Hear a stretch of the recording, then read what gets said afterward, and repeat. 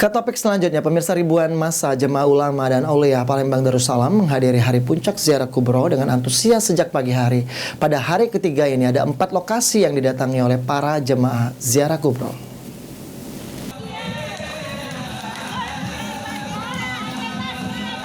Meski diguyur hujan, ribuan jemaah terlihat antusias hadiri hari ketiga ziarah kubro ulama dan aulia Palembang Darussalam sejak pagi hari.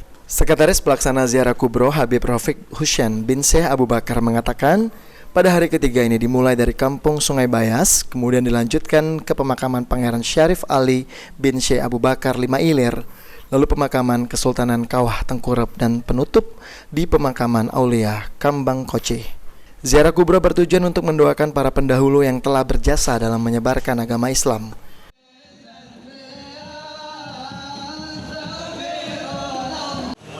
Dari acara tersebut dilanjutkan dengan kirap, romat, arak-arakan peserta ziarah ke pemakaman Al-Habib Pangeran Syarif Ali bin Abu Bakar Shalih bin Abu Bakar yang berada di samping rumah sakit Pembaru, Dorong Manggar, Lima Ilir. Setelahnya dilanjutkan kembali dengan romat, kirap menuju pemakaman Kesultanan Kawah Tengkurep yang berada di lokasi Lima Ilir.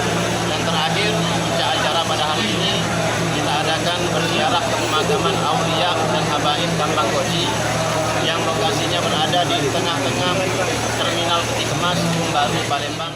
Fahmi Ahmad, salah seorang jemaah yang berasal dari Jambi, mengatakan ia sengaja datang ke kota Palembang untuk mengikuti ziarah kubro bersama rombongan. Selain itu, tahun ini jemaah sangat antusias dan lebih banyak yang mengikuti ziarah kubro. Sini sendirian apa sama keluarga? Sama rombongan, banyak rombongan dari Jambi kami, hampir 10 mobil, biasanya setiap tahun.